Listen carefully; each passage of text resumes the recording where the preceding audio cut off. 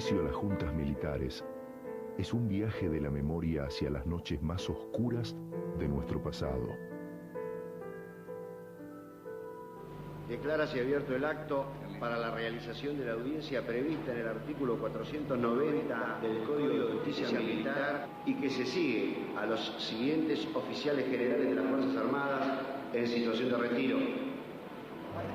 Teniente General Jorge Rafael Videla, Almirante Emilio Eduardo Macera, Brigadier General Orlando Ramón Agosti, Teniente General Roberto Eduardo Viola, Almirante Armando Lambruschini, Brigadier General Omar Domingo Rubens Grafinia, Teniente General Leopoldo Fortunato Galtieri, Almirante Jorge Isaac Anaya, Brigadier General Basilio Arturo Ignacio Lamidoso. El 24 de marzo de 1976 se abrieron las puertas de los cuarteles y todo el país se convirtió en objetivo militar.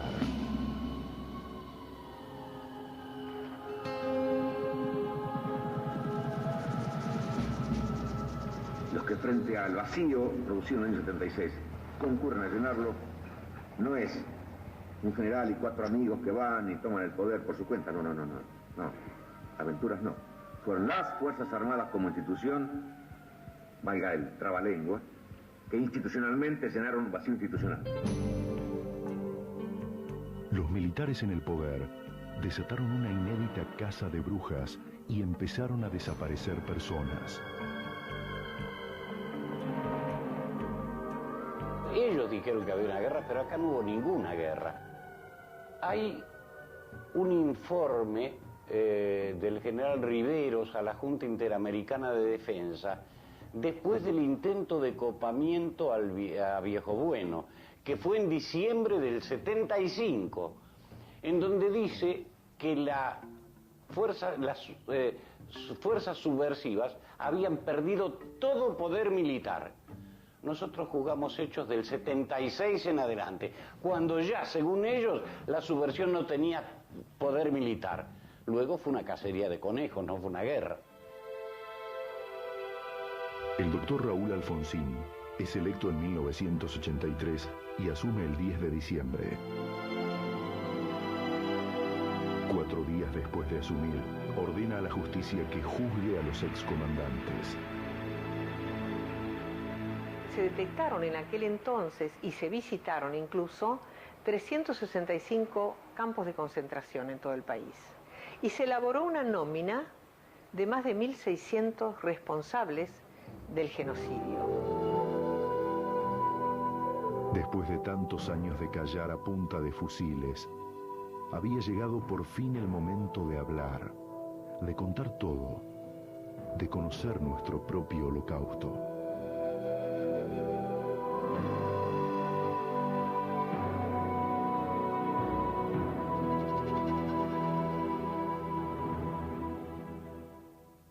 Compatriotas, este proceso de reorganización nacional, cuya fuerza reposa en la indestructible unidad de las Fuerzas Armadas y en la convicción de que su ideario recoge las profundas aspiraciones del pueblo argentino, llevará hasta sus últimas consecuencias los objetivos que se ha propuesto.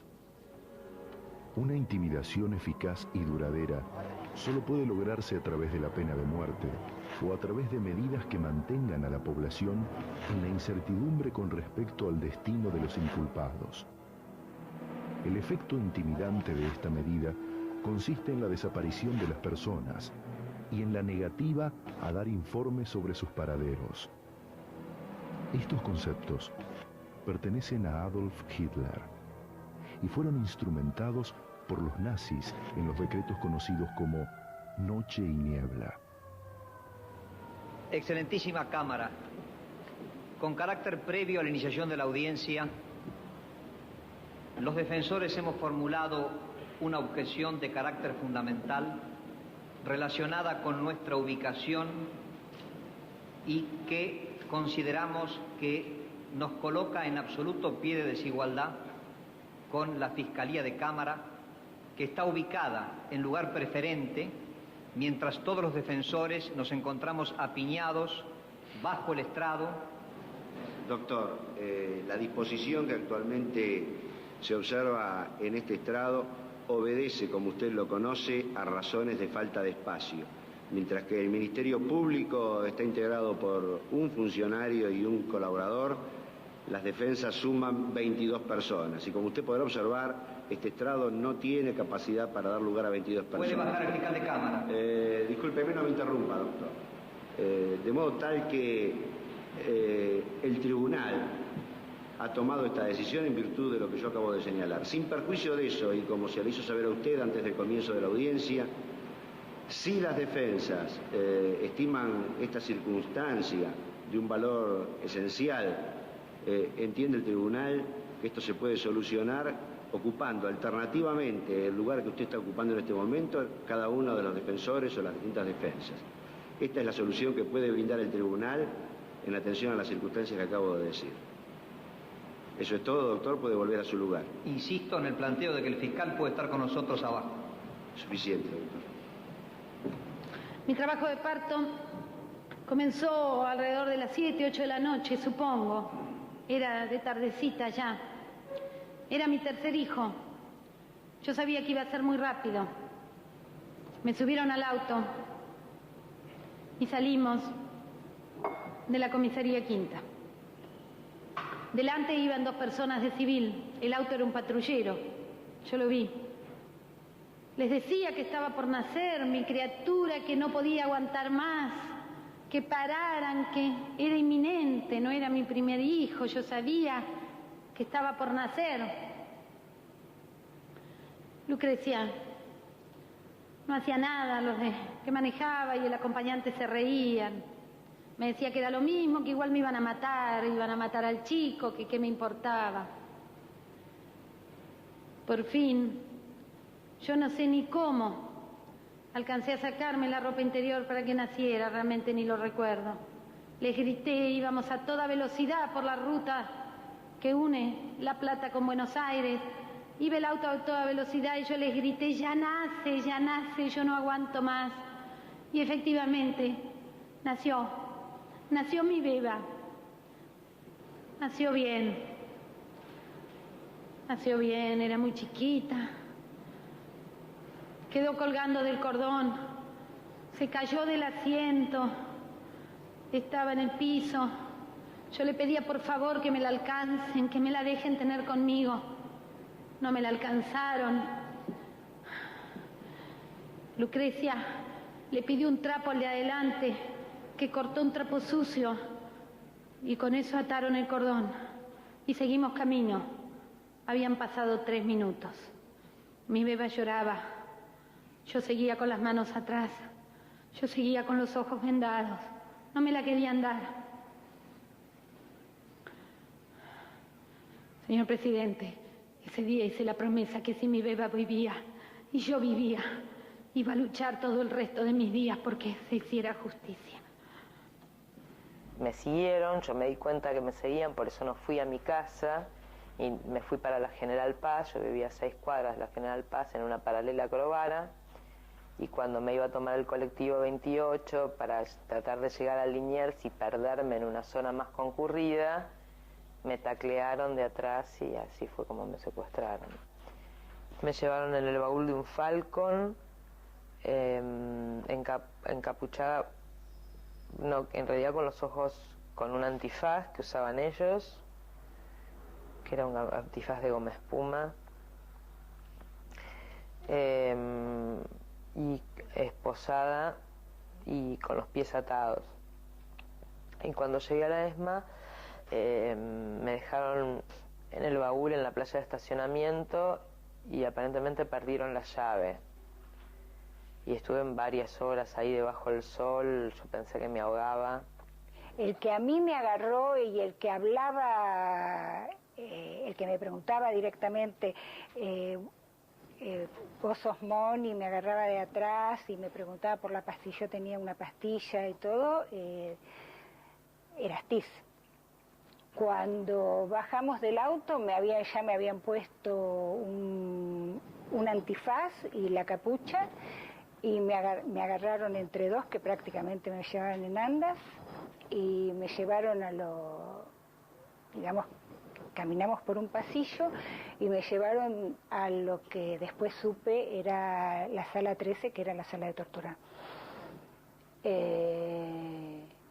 Y ahí, entre otras cosas que preguntaban, es dónde sería el peor lugar que a vos te gustaría estar. Y yo dije, en la ESMA, y me dijeron, estás en la ESMA, ¿no? Como parecía el chiste, ¿no? Las paredes estaban completamente forradas en tergopol. Ese tergopol estaba quemado por cigarrillos estaba marcado con muchísimas cruces esvásticas, con muchas insignias, con muchas frases, como nosotros somos Dios, como viva Hitler, viva el general Videla. En la lucha contra la subversión, una de las actividades es la del control de población.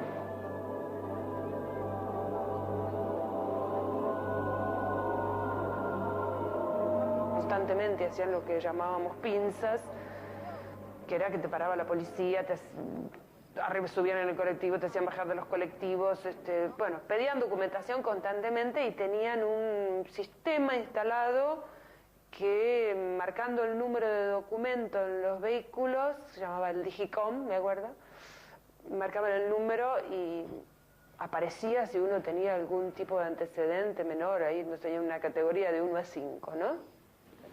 Me colocan lo que allí llamaban un tabique, que es una especie de antifaz en los ojos,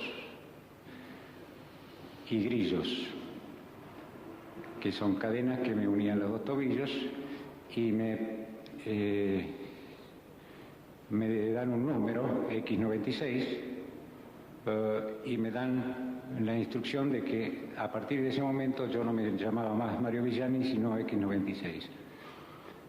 Ni bien me dicen eso, siguen hablando de otras cosas, inmediatamente viene otra persona y me pregunta cómo me llamo. Yo todavía no había entendido lo que me habían dicho y digo Mario Villani, y es el primer golpe que recibo. Eso sucedió 2 veces más, y hasta que no volví a decir que me llamaba Mario Villani, sino X96. ¿Lo trasladaron a algún lado, a algún otro lugar? El Club Atlético nos trasladan a todos los que en ese momento estábamos allí. Previo al traslado, quisiera aclarar una cosa. Me cuesta mucho utilizar la palabra traslado, porque dentro del pozo se le decía traslado cuando se llevaba un grupo de personas, aunque el resto permaneciera allí, se lo llevaba del pozo y no lo volvíamos a ver. Es un eufemismo por la muerte. Es el momento que deciden que toda la gente que ya no les sirve más para los interrogatorios y para obtener información, tienen que sacarlas del campo y matarlas para hacer lugar, fundamentalmente, ¿no? Para seguir secuestrando. El campo ya estaba lleno. Al principio, cuando una persona era retirada de capucha, eso lo sé por referencias de otros prisioneros, decían que lo pasaban al PEN, a disposición del Poder Ejecutivo Nacional.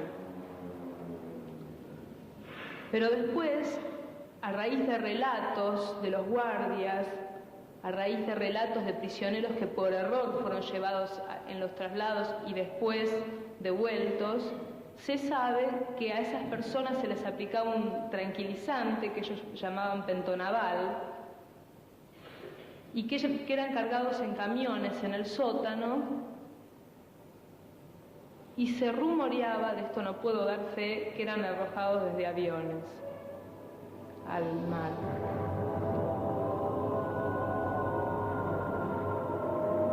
Cruzaban información para encontrar sospechosos, los llevaban, los atormentaban, los sometían a condiciones inhumanas de vida y alojamiento, de manera de destruir más su voluntad, y de este modo trataban de obtener toda la información posible para seguir reproduciendo y buscando En primer lugar, como definió un militar del proceso, a los guerrilleros, después a los cómplices, después a los tibios y por fin a los indiferentes.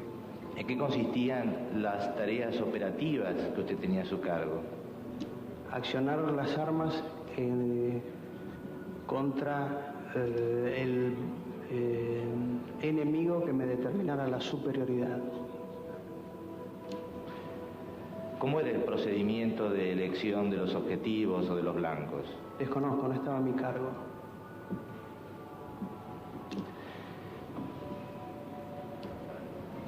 ¿Usted participaba en operativos de detención de personas? Negativo, yo accionaba las armas, no detenía. ¿Usted accionaba? Las armas. ¿Qué es accionar las armas? Apretar el gatillo.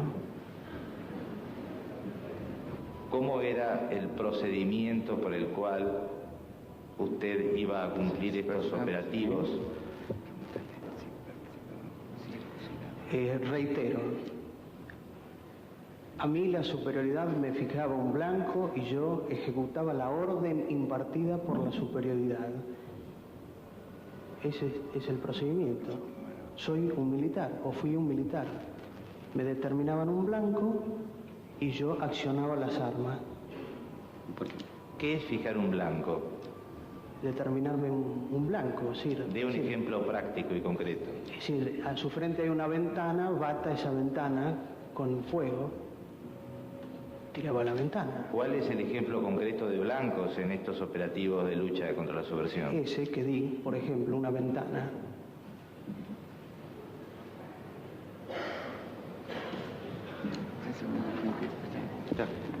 Señor presidente, se le pregunta a la persona que declara si alguna vez le fijaron como blanco a un ser humano. Puede contestar. No recuerdo. Silencio en la sala. Se advierte a la sala que a la próxima alteración del orden será desalojada. La subordinación no es sumisión. Por el contrario, es obediencia consciente al impulso de mando del superior y en función de un objetivo supremo.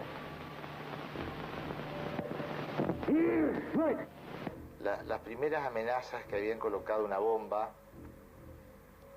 en el cual la policía nos decía, bueno, han llegado las amenazas, me parece que la primera hicimos caso, pero después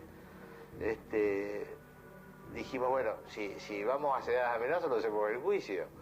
Así que un día nos pasamos un papelito, nosotros nos comunicábamos por papelitos permanentemente durante la sesión. Llegó otro papelito y dice, bueno, han llamado que va a explotar una bomba, que desalojemos la sala. Me parece que no se lo pasamos al que estaba presidiendo de nosotros en esa audiencia. Nos pasamos el papelito entre nosotros diciendo, bueno, sí, no, pum, nos levantamos, seguimos adelante, no pasó nada y el resto ya ni recibían los papelitos. Se cansaron de llamar. Me dicen, bueno, vamos a pasar a la sala de al lado y te vamos a presentar a la pequeña Lulú. Resulta ser que la pequeña Lulú era la famosa picana eléctrica, me hacen desvestir, me acuestan en un elástico de hierro, me estaquean brazos y piernas y comienzan a torturarme.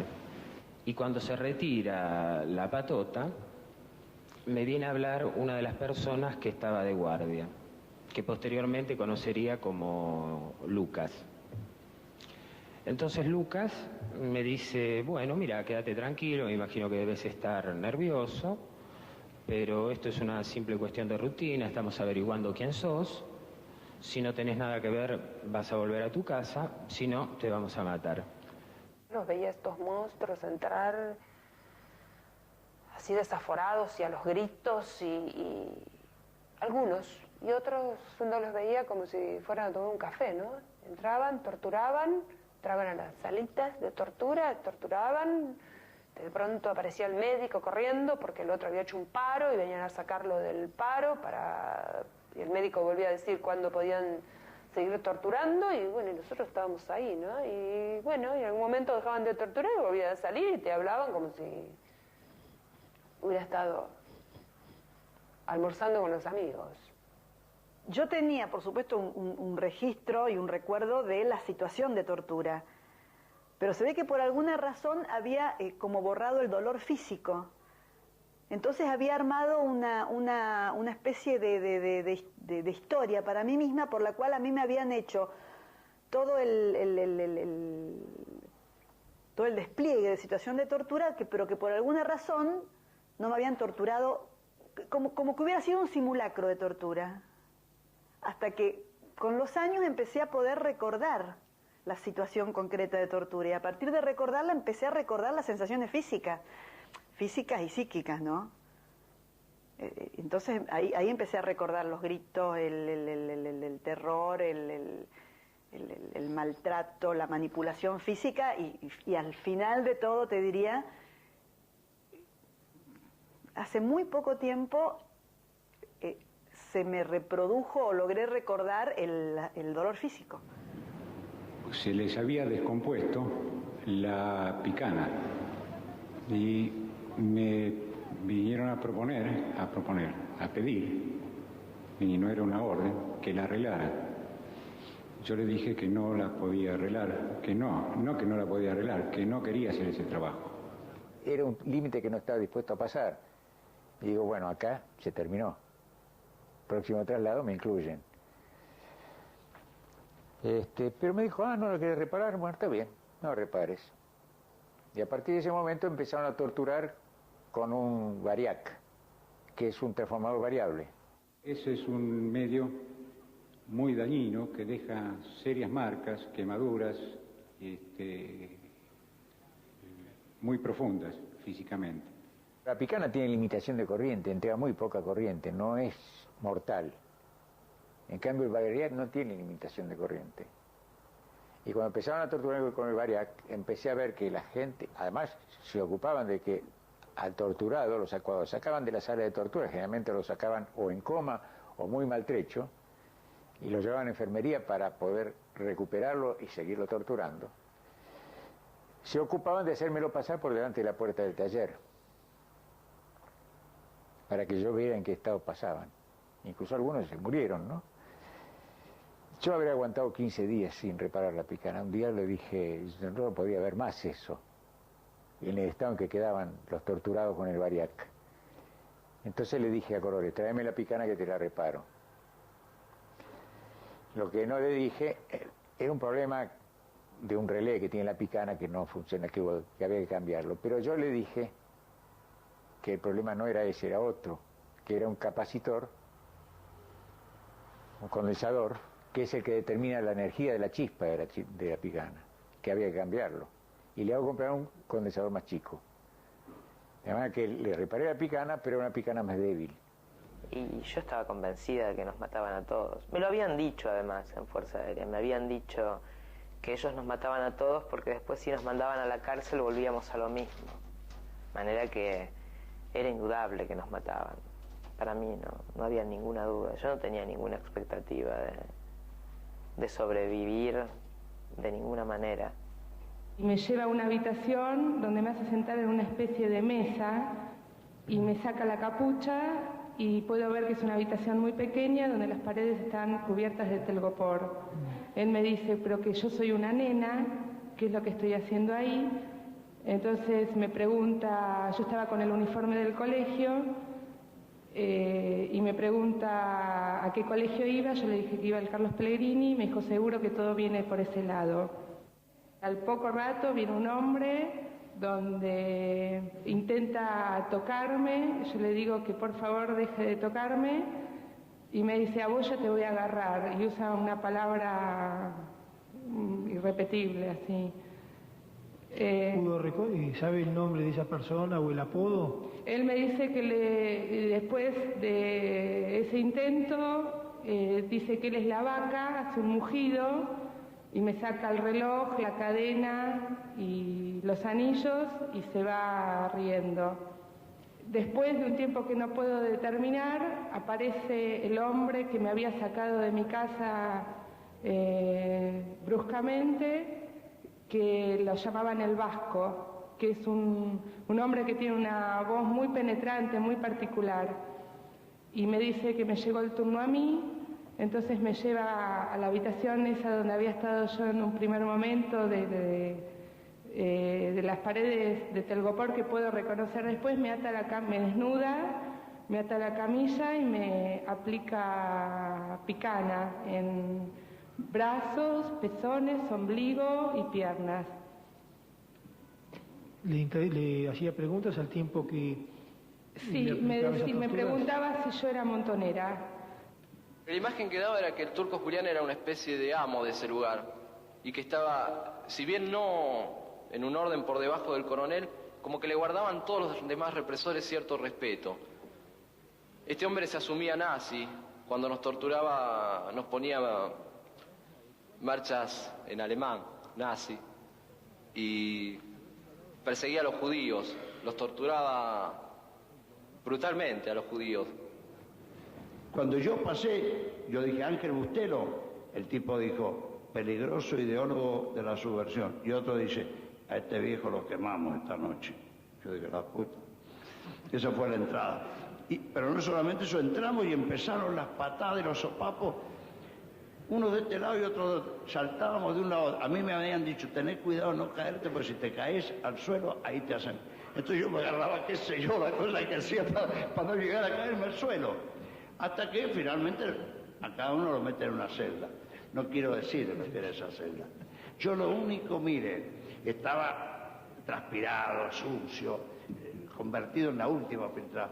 Y yo lo único que decía en esa pieza, una sola palabra, increíble, increíble. Y lo sigo diciendo, increíble que esas cosas hayan sucedido en mi patria y no deben suceder más.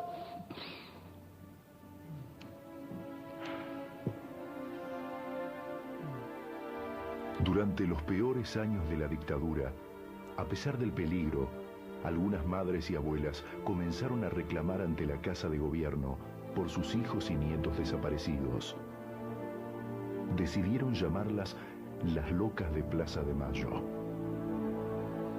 Nosotros solamente queremos saber dónde están nuestros hijos, vivos o muertos. Angustia porque no sabemos si están enfermos, si tienen frío, si tienen hambre, no sabemos nada. Y desesperación, Señor, porque ya no sabemos a quién recurrir. Consulados, embajadas, ministerios, iglesias. Todas partes se nos han cerrado, todas partes se nos han cerrado las puertas. Por eso les rogamos a ustedes, son nuestra última esperanza. Por favor, ayúdennos, por favor, son nuestra última esperanza. Mi hija estaba embarazada de 5 meses cuando se la llevaron. Mi nieto tiene que haber nacido en agosto del año pasado. Hasta ahora no he podido saber nada. ¿Por qué no nos dicen a nosotros si están vivos, si están muertos? ¿Por qué no nos dicen? Y le buscamos eso nada más. Que nos respondan, nada más. Después nos retiramos. Pero mientras sea desaparecido, no puede tener ningún tratamiento especial. Es una incógnita, es un desaparecido. No tiene entidad, no está. Ni muerto ni vivo, está desaparecido. Cuando ya se avecinaba todo este terrorismo de Estado y empezaron a no llegar a su casa los hijos, las hijas, cada madre, cada familia empezó una búsqueda en soledad. Yo siempre digo que no había nada escrito que nos dijera qué hacer, a dónde ir, cómo buscar, porque era una cosa inédita. Cuando los parientes de las víctimas hacían el reclamo por la vía del habeas corpus, lo que hacía el juez que le tocaba el habeas corpus era lo que se hace habitualmente. Pedía informes al Ministerio del Interior, a la Jefatura de Policía, a la Prefectura, es decir, a todas las fuerzas de seguridad, para saber si había sido detenida esa persona. Y le contestaban que no, con lo cual se chocaba con una barrera infranqueable. Porque creemos en el derecho y porque afirmamos que su vigencia se manifiesta, actualiza y libre en un poder judicial probo, sabio e independiente, el proceso de reorganización nacional se ha impuesto como uno de los objetivos esenciales y prioritarios la consolidación de una justicia asentada en las bases sólidas de nuestros principios constitucionales que celosamente han buscado preservar los magistrados argentinos en el cumplimiento de sus mandatos esenciales. Por aquellos días, la jerarquía de la Iglesia como institución decidió aceptar la barbarie y acompañar a sus autores.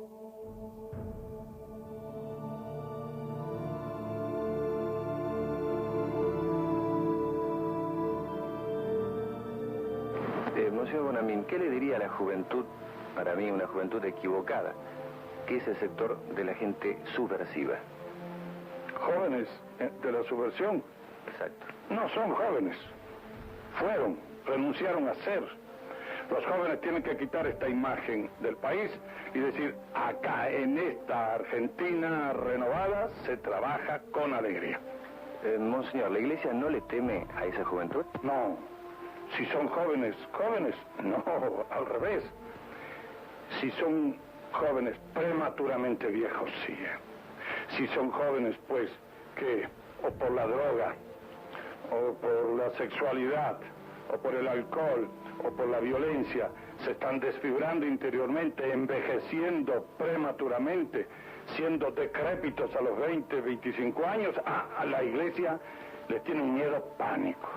Con las excepciones, ¿no?, de los obispos que siempre estuvieron al lado nuestro, como aquí está el amigo Jaime de Nevares, lo que fue Enrique Angelelli, Esaine Nova, que acaba de fallecer, y Alfredo Devoto, también de Goya, de Corrientes, Saspe, pero eran muy pocos los obispos que tenían conciencia del drama del pueblo argentino. ¿Llevó usted alguna lista de esas personas que reclamaban por sus familiares? Sí, fui haciendo, de acuerdo al reclamo que yo escuchaba, fui haciendo una tarjeta, anotándolo en una hoja, que después cuando se fueron acumulando me vi obligado a ponerlas bajo abecedario, esas tarjetas, que algunos atacándome dice que es un fichero, pero son tarjetas con el nombre de la persona desaparecida, la fecha que recibía al familiar, el documento de la persona desaparecida, el lugar y la fecha. Una última, señor presidente.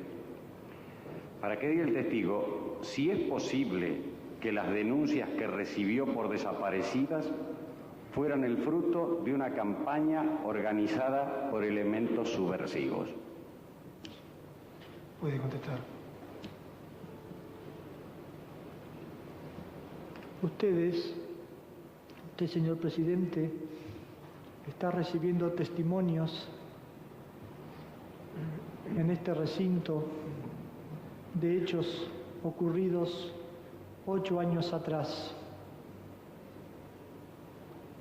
Lo que ustedes escucharon, yo lo escuchaba a las pocas horas, pocos días, y le aseguro que en esto no puede haber ninguna clase de teatro.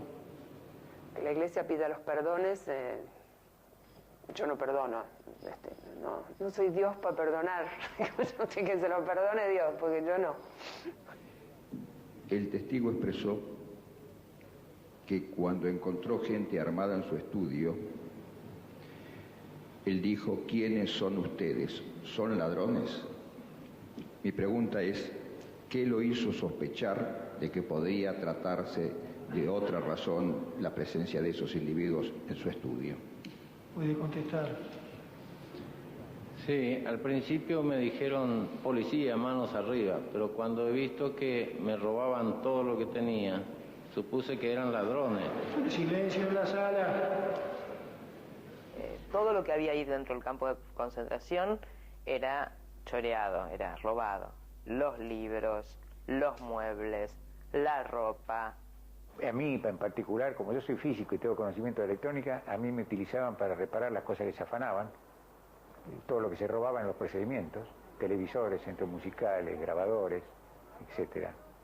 Como si la voluntad de Dios quisiera demostrar sobre estas tierras de cuánto es capaz el ejército argentino cuando lucha por la libertad, la paz y la justicia para su pueblo.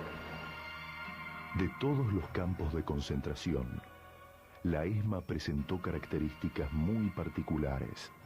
La historia terrible de la Escuela Mecánica de la Armada es precisamente la historia de más de 5.000 argentinos que pasaron por ahí, la inmensa mayoría hacia una muerte ignota, en los vuelos, ¿no es cierto?, sobre el Atlántico, y de un puñado que sobrevivió, 60, 70, en fin, varían los números respecto de los que sobrevivieron.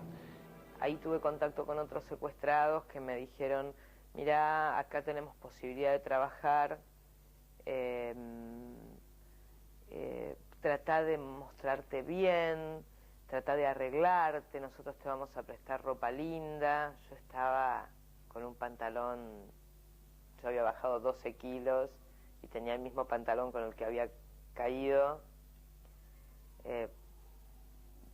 y una polera prestada, y entonces mis compañeras me decían que me iban a prestar ropa, que yo tratara de arreglarme, que a los marinos les gustaba que nosotras nos mostráramos femeninas y arregladitas.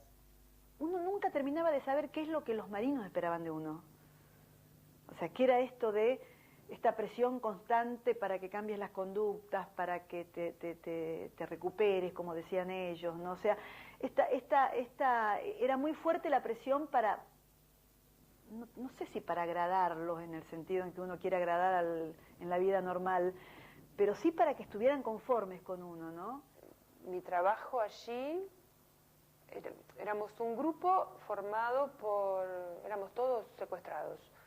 Entonces había un arquitecto, un maestro mayor de obra, otros chicos que hacían de albañiles, otro que era carpintero, y yo hacía la parte administrativa, es decir, por mis manos pasaban las boletas de arena, cal, ladrillos.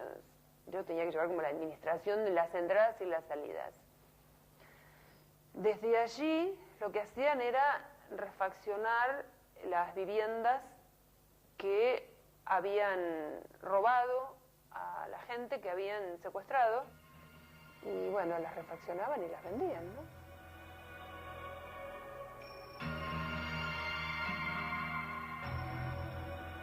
Lo que existía allí no era un centro de recuperación, como ellos lo llamaban, sino que se trataba de un intento de construir un grupo de apoyo al plan político del almirante Masera, con mano de obra esclava, podría calificar.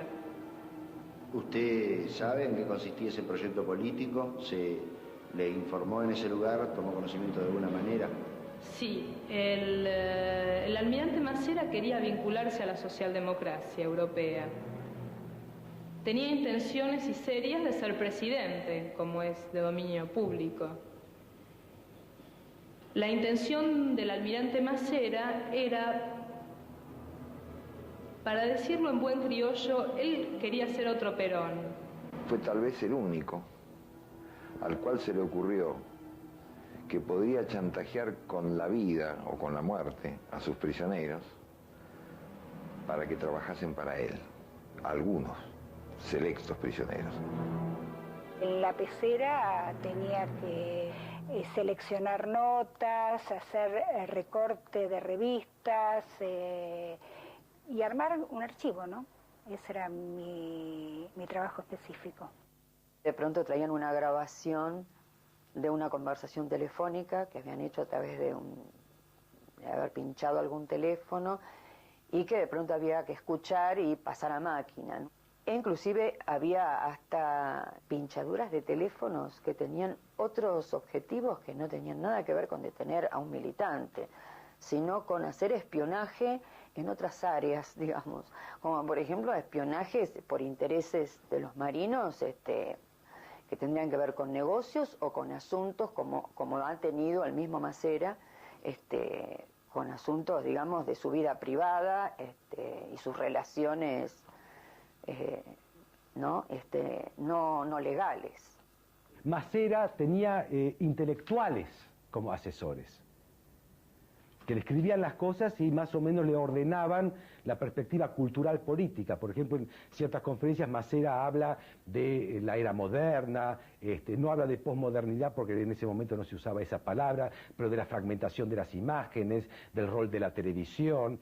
Cada vez que se ha intentado acallar la prensa o amansar la prensa, no se ha herido un sector, se ha lastimado a la República, creada al abrigo terminante de una exigencia que definió su identidad para siempre. Hoy la Armada quiere festejar el Día del Periodista con ustedes, porque también la prensa argentina nació con la patria, y ustedes son sus herederos. Hablaba de la triple revolución de Marx, Freud y Einstein, o sea, 3 judíos que habían revolucionado, ¿no?, el saber por las buenas, pero que había que tener mucho cuidado con eso, no exagerar, etcétera. Hablaba, por ejemplo, en la conferencia que yo comenté, trata del amor. Macera daba conferencias sobre el amor, sobre el hombre sensorial, sobre los alucinógenos, sobre la cultura de la juventud, etcétera. Era un hombre de cultura, o sea que tenía lugares de la cultura donde él iba a hacer su prédica. Por supuesto, esa era la Argentina de esa época. El país estaba ahogándose en una tempestad de sangre inocente y por eso evitamos lastimarlo más y cuidamos nuestros actos y cuidamos nuestras palabras para que no hubiera acusaciones, ni excesos, ni revanchas. Se había hecho costumbre entre los torturadores, después de una jornada de trabajo, que su trabajo era secuestrar y torturar gente, llamar a un grupo de secuestrados de estos que habían sido incorporados como fuerza de trabajo o mano de obra esclava. Vos estabas a punto de irte a dormir y venía un verde, un guardia, y te decía, bueno, vestite que vas a salir. Y vos sabías que te tenías que vestir.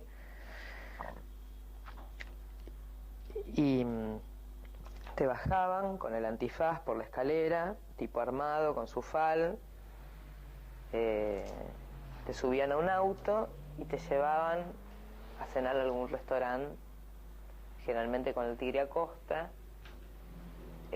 No éramos siempre mujeres, los grupos eran mixtos, se daban situaciones delirantes, ¿no? Ellos comentaban su trabajo del día, y nosotros teníamos que hacer que nos parecía normal que nos sentaran ahí al lado.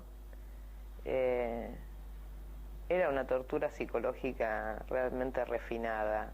El punto era que ya la relación de por sí era sofisticada, la podemos llamar. Era terrible, porque que ellos se te pongan a hablar a vos sobre temas comunes o inherentes a un espectáculo de televisión, suponete, o a una banda de música, banda de rock, por ejemplo. Astiz me venía a decir que pensaba yo de Charly García, por ejemplo, ¿no?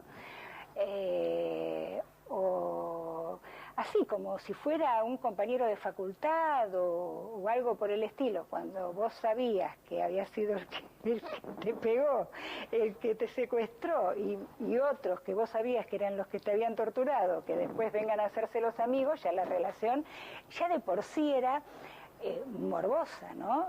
De que de pronto te arranquen de un campo de concentración y te veas, como me pasó a mí, entrando a la confitería Mau Mau, donde en un momento hasta voy al baño, me siento muy mal, y me miro en el espejo, ¿no?, al lado de una chica de mi edad, que por supuesto estaba pasando su noche como si nada. Es así de loco, ¿no?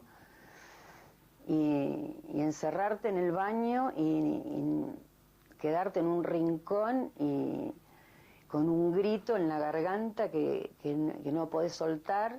Había una hoja donde se abría el caso, decía a dónde había sido secuestrado, a qué organización o a qué grupo político pertenecía, quiénes habían participado del operativo de secuestro, en qué época, y finalmente la sentencia. La sentencia se sintetizaba en una T o en una L.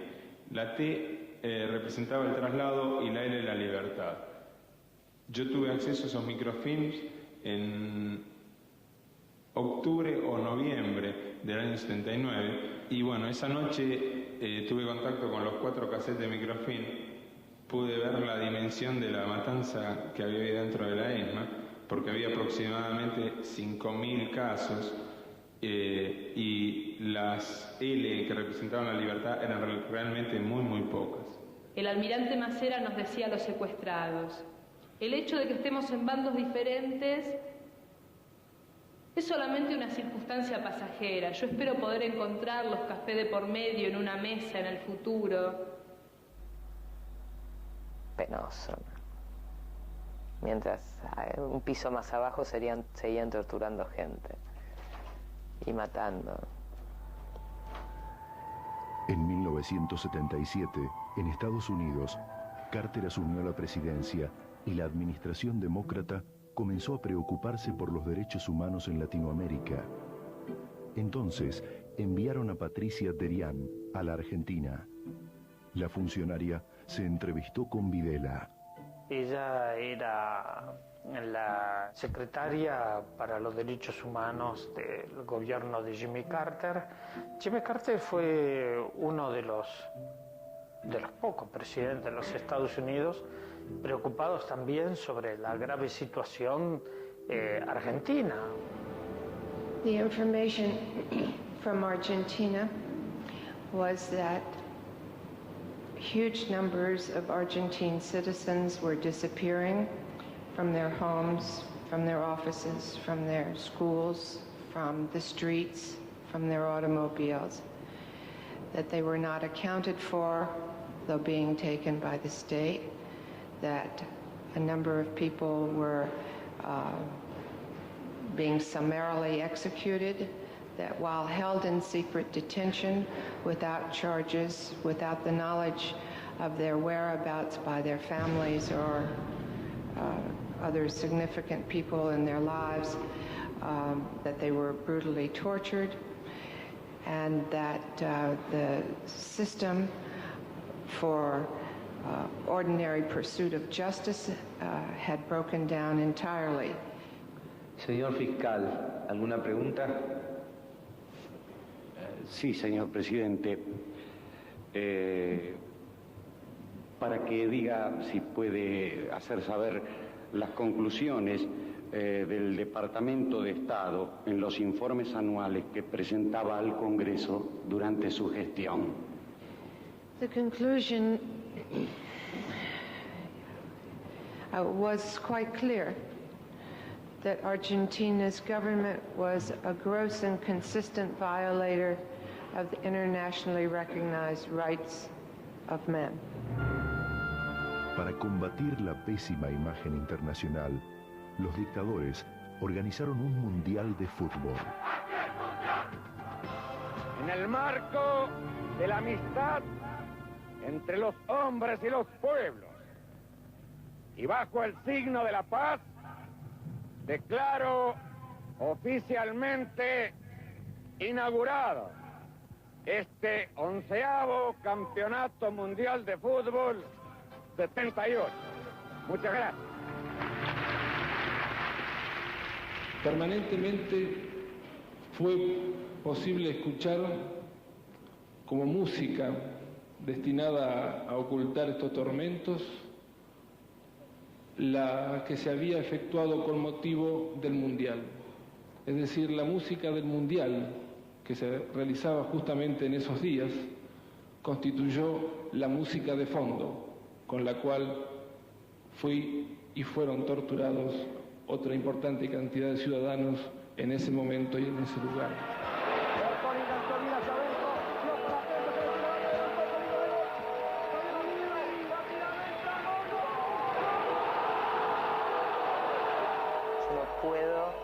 Separar el fútbol de este delirio del Mundial 78. Pues imagínate que nosotros escuchábamos al Gordo Muñoz y escuchábamos cómo la voz del Gordo Muñoz tapaba los gritos de los torturados.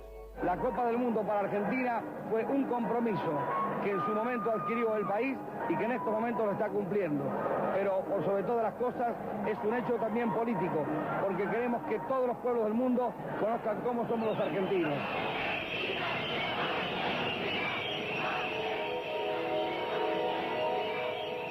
Esa noche nos sacaron en autos, acompañados por marinos, con autos embanderados. Los represores, los torturadores fueron a festejar el Mundial con los chupados. Y yo no podía disimular la desazón que tenía. En ese momento pensé que íbamos a tener militares para toda la vida, que los asesinos nos iban a gobernar para siempre. Finalizado el Mundial y aniquilada la subversión, los militares apuntaron sus armas a Chile. Intentaron iniciar una guerra por el canal de Beagle.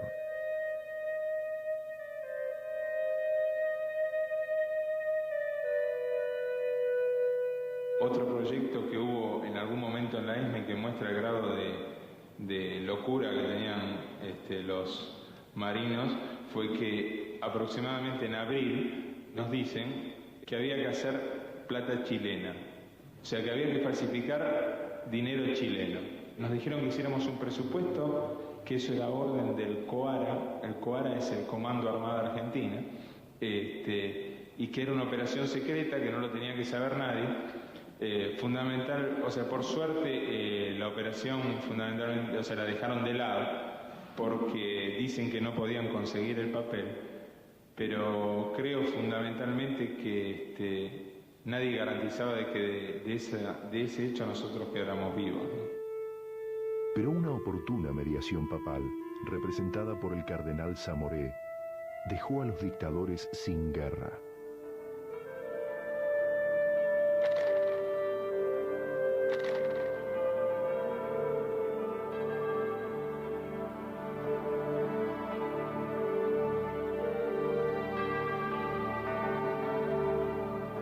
Yo en mayo del 79 me dejan en la casa de mi familia ya en forma definitiva a fines de mayo, principios de junio. Permanezco en libertad vigilada y de pronto me iban a buscar y me llevaban para interrogarme, lo cual era terrible porque bueno, uno trataba de hacer una vida más o menos normal para poder recuperarse y para poder continuar viviendo, pero cada vez que ocurría esto no solamente era terrible porque era incierto lo que iba a ocurrir, sino que también para mi familia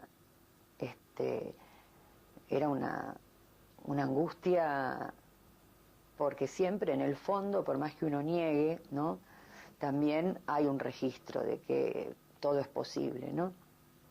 Y es posible también que uno no vuelva.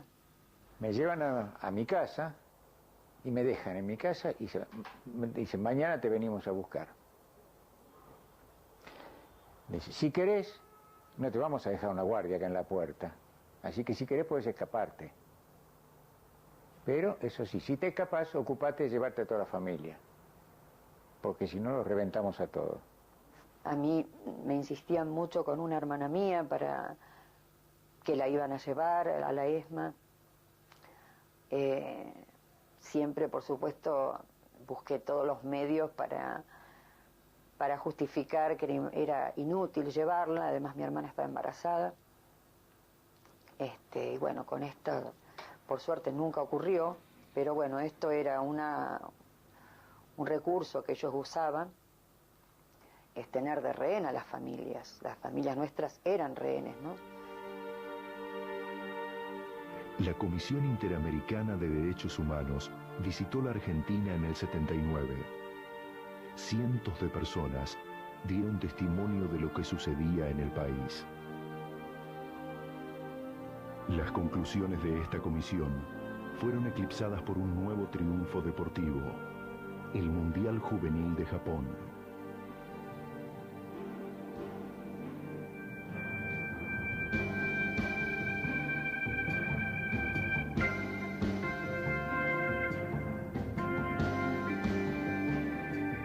Señores, ustedes pueden estar legítimamente orgullosos de este triunfo que han conquistado para el país.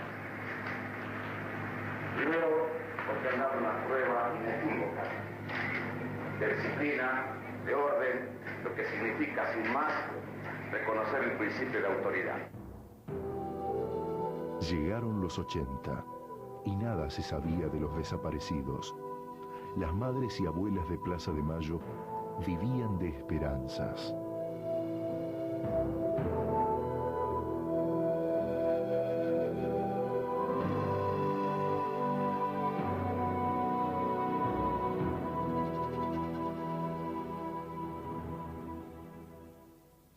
Sana, inteligente y hermosa. La detuvieron y me devolvieron un montón de huesos. Nada más. Eso es todo lo que le puedo aportar. Señor secretario, acérquele un poco de agua a la señora. No, estoy bien, se lo agradezco. ¿Las defensas quieren formular alguna pregunta? Adelante, doctor Garona.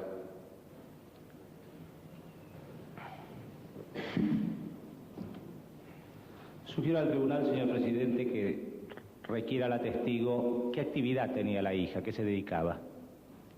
Puede contestar, señora. Estudiaba y trabajaba. ¿En qué estudiaba y en qué trabajaba? Ciencias económicas y trabajaba en un negocio, en un comercio. ¿Fue o no afiliado al Partido Comunista Revolucionario? Puede contestar. La pregunta formulada por el señor defensor... Doctor, conteste la pregunta. Doctor, yo le pido a usted la autorización para asociar esta pregunta a la modalidad con la cual se me interrogaba en la tortura. Señor presidente... Perdón, doctor, que estoy dirigiendo yo a la audiencia. Señor presidente, me opongo a esa pregunta y que se me identifique con nadie que no sea con la defensa. Le ruego que conteste la pregunta que se le formuló estrictamente sin hacer ningún tipo de aclaración ni comentario. No, señor presidente. Si durante su tiempo de detención llegó a conocer cuál era la imputación que pesaba sobre él. Puede responder. Imputaciones al margen de mi trayectoria dentro de la Juventud Peronista no tenía ninguna. Lo primero que trataron de hacer las defensas es de negar de que esto no había ocurrido, que los testigos y todas las víctimas eran un conjunto de personas de izquierda que se habían puesto de acuerdo para inventar todo esto. Cuando no pudieron seguir con esa teoría, porque la prueba, el peso de la prueba era indiscutible, empezaron con las justificaciones de que era una guerra sucia, de que, en fin. Aún así, la guerra tiene sus leyes. Están las convenciones de Ginebra, no se puede fusilar rehenes, no se puede maltratar o torturar o fusilar a la población civil, no se puede, hay que asistir a los heridos, inclusive aunque sean del bando enemigo. En fin, la guerra tiene sus leyes, ellos violaron todas las... Aunque hubiera sido una guerra, entonces también fue un argumento que lo... esgrimimos en el juicio, si era una guerra entonces eran criminales de guerra. Señor presidente, le rogaría que el señor fiscal no haga gestos. Reiteradamente en el día de hoy, no a mí, sino a un colega mío, le ha efectuado gestos del que he sido testigo. El señor fiscal merece todo mi respeto. Yo no lo he visto, que le pido, señor fiscal, Señor si fiscal, así fuera que se abstenga. yo no voy a hacer gestos, pero le digo, por este camino vamos a llegar a que, según algunos letrados, se le diga a algunos testigos, puede sentarse, señor, quítese la capucha. Señor fiscal, le ruego que... De ninguna manera, señor fiscal, le va a permitir al tribunal este tipo de exabruptos. Pido excusa, señor presidente. Señora, relate la exhumación. Yo, señor, le voy a relatar las exhumaciones, pero quiero decirle que es todo sufrimiento esto. Es demasiado, ¿no? Señora, el Yo le tribunal voy a no le relatar. pide que sea con lujo de detalles, sino cuando se dispone, cuando se realiza, brevemente. No es necesario que sea muy preciso, porque a los efectos de la causa esto no es necesario. Cuando se pide la exhumación con una pala mecánica, ubican el lugar, sacan hacen en profundidad y sacan alrededor de 70 cráneos y algunos fémures, y así cantidad de bolsas. Lo más humillante para una madre, ver cómo el cadáver de su hijo lo tiran así como si fueran huesitos de los perros. Ni a los perros le tiramos, a un perro se nos muere y lo enterramos en una fosa. Mi hijo también merecía un juicio. Este juicio lo merecía mi hijo. La verdad que no podíamos creer lo que veíamos. Asfixia después, gran cansancio, vamos, como abatimiento, eran los estados de ánimo. Momentos emotivos, realmente, no sé, fueron sentimientos intensos todos, muy intensos. Y cuando mi mamá me dijo, tené cuidado, nena, no te metas, etcétera, etcétera, le dije, si yo hubiera sobrevivido a un campo de concentración en la Segunda Guerra, vos no me hubieras dejado declarar en el juicio de Nuremberg. Y no me dijo más nada. Miro para los costados y digo, ¿por qué? ¿De dónde tengo este cagazo encima? Si acá miro para este costado y miro para este costado y no hay ningún represor levantando el dedito diciéndome, mirá que si hablas te reviento. Y en ese momento el flash que tuve, digo, el represor lo tengo adentro. Adentro me lo metieron, ese es el que me está amenazando. Cuando tuve conciencia de eso le dije a Graciela, sí, participo. Y en ese momento sentí que me lo estaba sacando el represor de adentro. O sea que hasta ese momento seguía chupado, seguía prisionero. Y ahí recién estaba empezando a liberarme, cuando me largo a hablar. Cuando me llamaron a declarar por el juicio, fue para mí un impacto terrible, porque tenía la sensación de que no podía ir a declarar, que no me acordaba, que no podía, me nombraban a personas que no las podía vincular con el nombre que yo las conocía. Por ejemplo, a mí me hablaban del Tigre, del capitán Jorge Acosta, y el capitán Jorge Acosta no lo conozco.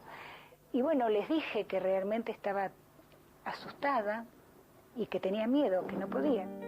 Este juicio participó de las mismas necesidades morales del juicio de Nuremberg, pero desde el punto de vista jurídico fue superior. Fíjese que el juicio de Nuremberg fue duramente criticado por gente insospechada de fascismo, que era un tribunal especial, que era un tribunal del vencedor. Es cierto, no era un tribunal internacional, era un tribunal de las potencias vencedoras. Fíjese que acá lo juzgó un tribunal que tenía 100 años de existencia en el país, el mismo tribunal que me podía haber juzgado a mí o lo podía haber juzgado a usted. Tomen asiento. En el juicio, los acusados tenían la posibilidad de defenderse, lo que nunca había sucedido durante la dictadura militar.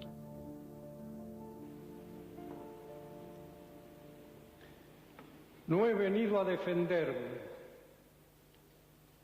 Nadie tiene que defenderse por haber ganado una guerra justa.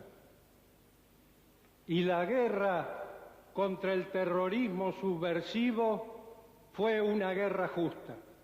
Asumo la responsabilidad de todo lo actuado por mis subordinados en cumplimiento de las directivas y órdenes impartidas en la guerra entablada por la subversión. Digo responsabilidad y no culpabilidad, porque esta no existió en ninguna forma.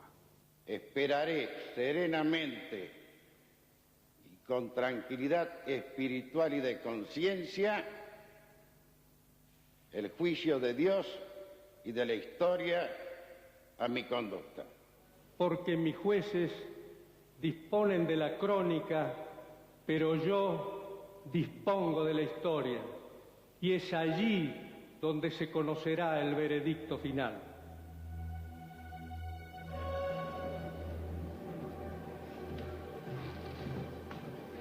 Señores, de pie, por favor. Entre septiembre y octubre de 1985, los fiscales y defensores alegan por ambas partes. Señores jueces, la comunidad argentina en particular, pero también la conciencia jurídica universal, me han encomendado la augusta misión de presentarme ante ustedes para reclamar justicia. Razones técnicas y prácticas, tales como la ausencia de un tipo penal específico en nuestro derecho interno que describa acabadamente la forma de delincuencia que hoy enjuiciamos aquí, y la imposibilidad de considerar uno por uno los miles de casos individuales, me han determinado a exhibir a lo largo de 17 dramáticas semanas de audiencia tan solo 709 casos que no agotan, por cierto, el escalofriante número de víctimas que ocasionó lo que podríamos calificar como el mayor genocidio que registra la joven historia de nuestro país. Habremos de referirnos ahora a los excesos que se endilgan a los comandantes hoy enjuiciados. Esta defensa no niega la existencia cierta de casos de excesos. Realmente los hubo. Lo que sí niega terminantemente es que hayan sido ordenados, amparados o admitidos por nuestro asistido. Por otra parte, insisto, no es cierto que los llamados excesos fueron organizados u ordenados. Por el contrario, los excesos que denomino hechos marginales no eran siquiera tolerados, aunque deba reconocer que efectivamente se cometieron, hipotéticamente, y si se cometieron nunca en la proporción que pretende la Fiscalía y que parece surgir si uno se atiene a las muy preparadas declaraciones de muchos testigos. Unos pocos asesinatos o torturas podrían ser considerados hechos aislados, pero la cantidad de hechos que ha probado la Fiscalía, hechos coincidentes en sus detalles, que sucedieron en todos los rincones del país y durante largos años, permite demostrar acabadamente la existencia de un plan de operaciones que debe ineludiblemente haber sido dictado por quienes aquí están acusados. Este proceso ha significado, para quienes hemos tenido el doloroso privilegio de conocerlo íntimamente, una suerte de descenso a zonas tenebrosas del alma humana, donde la miseria, la abyección y el horror registran profundidades difíciles de imaginar antes y de comprender después. Dante Alighieri, en la Divina Comedia, reservaba el 7º círculo del infierno para los violentos, para todos aquellos que hicieran un daño a los demás mediante la fuerza. Y dentro de ese mismo recinto, sumergía en un río de sangre hirviente y nauseabunda cierto género de condenados, así descriptos por el poeta. Estos son los tiranos que vivieron de sangre y de rapiña. Aquí se lloran sus despiadadas faltas. Señores jueces, quiero renunciar expresamente a toda pretensión de originalidad para cerrar esta requisitoria. Quiero utilizar una frase que no me pertenece, porque pertenece ya a todo el pueblo argentino. Señores jueces, nunca más. Silencio en la sala. Silencio. Se dispone personal policial, desaloje la sala. Desaloje la sala, personal policial. Se dispone un corte intermedio. Señores de pie. Señores de pie, por favor, silencio en la sala.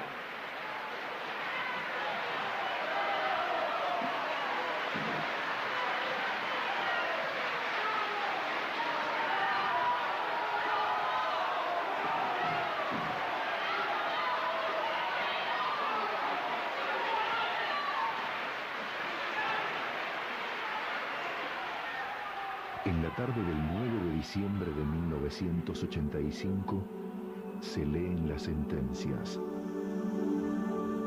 De acuerdo a lo dispuesto en los artículos 400 y 401 del Código de Justicia Militar, que el Tribunal, por unanimidad, falla.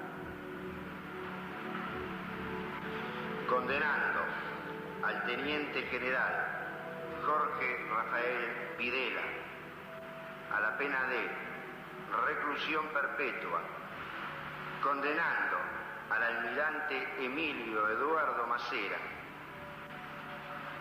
a la pena de prisión perpetua, condenando al brigadier general Orlando Ramón Agosti a la pena de 4 años y 6 meses de prisión, condenando al teniente general Roberto Eduardo Viola a la pena de 17 años de prisión, condenando al almirante Armando Lambruschini a la pena de 8 años de prisión, absolviendo de culpa y cargo al brigadier general Omar Domingo Rubens Grafinia, absolviendo de culpa y cargo al teniente general Leopoldo Fortunato Galtieri, absolviendo de culpa y cargo al brigadier general Basilio Arturo Ignacio Lamidoso, absolviendo de culpa y cargo al almirante Jorge Isaac Anaya.